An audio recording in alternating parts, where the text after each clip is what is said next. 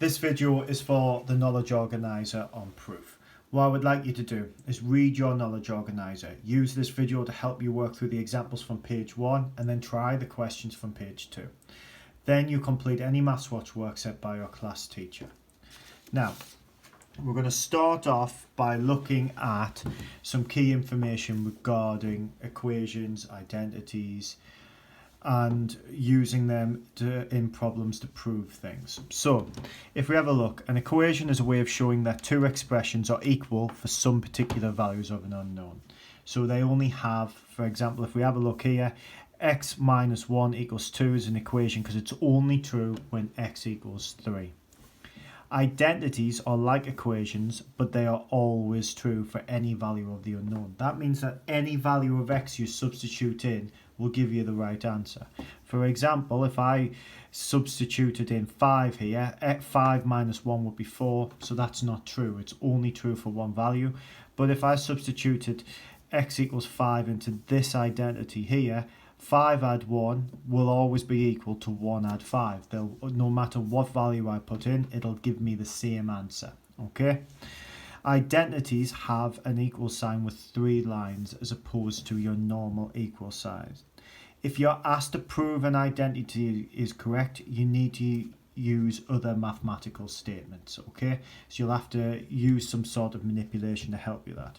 So if we have a look at this example here, it says, in which one of the following equations could you replace your equal sign with an inequality sign? It's saying which one of these is a proof. So if we have a look at I, if we rearrange this, there's no way we can simplify what's on the left or the right. So what we want to do is rearrange this. So if I take 6 plus 4x equals x plus 3, and I take x off both sides, I get 6 plus 3x equals 3. Then I take away 6, I get 3x equals minus 3, x would equal minus 1. There's only one solution to this. That's an equation, but in every definition of it. So there's nothing we can do. That is just an equation. But if we look at part I, for this to be an identity, whatever happens to I do to my left-hand side and my right-hand side, they should equal. So I'm going to expand those brackets on the left-hand side first. Okay? So I'm going to take the left-hand side, and the left-hand side, when I expand those brackets, gives me x squared minus x. Okay? I'm then going to take what's on the right-hand side. And when I look at the right-hand side, it's minus x squared. The minus outside changes the sign. So I've got minus x plus x squared. Now when we have a look at this, these are the same. The only difference is they wrote the other way around. So actually, if we have a look at this, x squared minus x is always equal to minus x plus x squared. So I can say that that is an identity, and I can replace my equal sign with an identity. So that's what we have to do. You look at your left-hand side, you look at your right-hand side. Do my expressions equal each other? Will it mean that if I put any value of x into these, will I get the same answer every time? So if I put 2 into this, I'm going to get the same answer on the left and the right. If I put 5 into this, I'm going to get the same answer on the left and the right. Okay? And that is one form of a proof that you're going to be asked to do. The other form of a proof that you might be asked to do is something like this. It says, prove the sum of any 3 odd numbers is odd. Now, you need to be able to do this algebraically. Some of you would just substitute in numbers and they'd think, oh, well, 1, add 3, add 5, well, that gives me 9, so that's odd. And you would just keep doing that. And you'd go, okay, maybe 3, add 5, add 7, well, that gives me 15, so that's odd. And you would just keep going. But it's asking you to prove it. That's just showing you examples that means that the statement are correct. That's not proving it for any number. To do that, we use algebra. So I'm going to talk to you about how we can express odd numbers in algebra, and for other problems I'm going to tell you how you would express even numbers. Now if you think of any number and you let that any number be n, okay, that number could be odd or even. Now, you want to make sure that that number that you're thinking of is even. So you think, what can I do to that number to make sure it's even?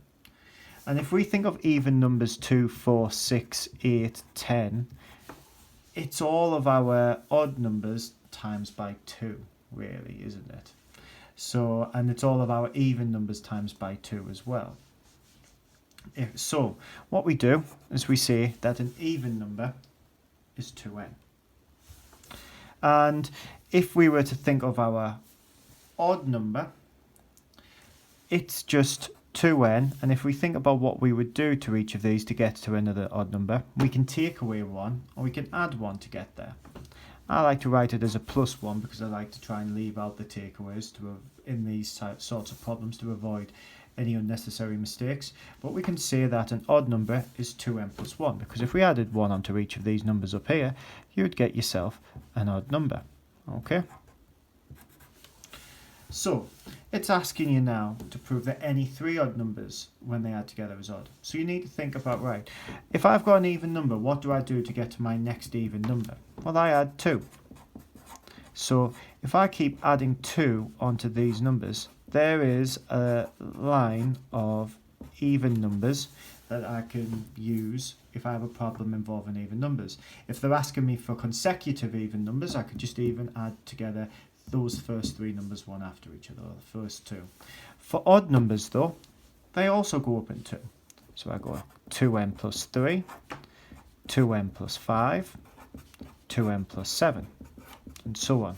Now it's important that you know this. Often in a proof exam question like this, you'll get a mark or 2 for being able to identify what the algebraic expression is for an odd or an even number, and then your second mark will be identifying and adding them together in the right way.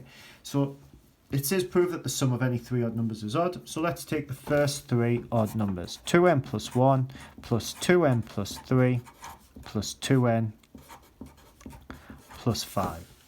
Now we collect like terms. So we get 2n, add 2n, add 2n gives me 6n. 1 add 3 is 4, add 5 is 9.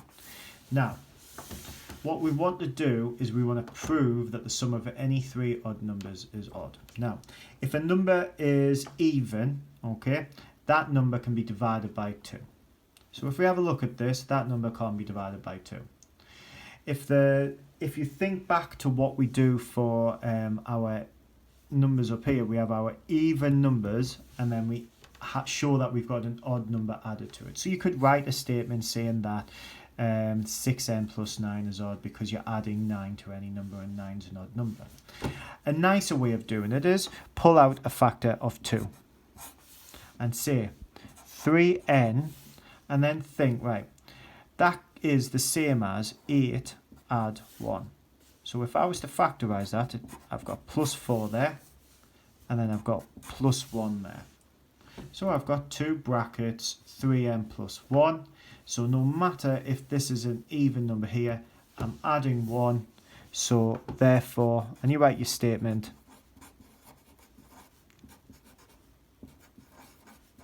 three odd numbers sum to give a odd number. And you can say it's because you've got an even number and you're adding 1 to it, and that's all you have to do. Okay, it's important you write that statement at the bottom. Okay, that statement at the bottom saying that 3 odd numbers sum to give you an odd number after you've shown that is really important. Use this video to help you complete the questions on the knowledge organizer in any Maths Watch work set. Thank you.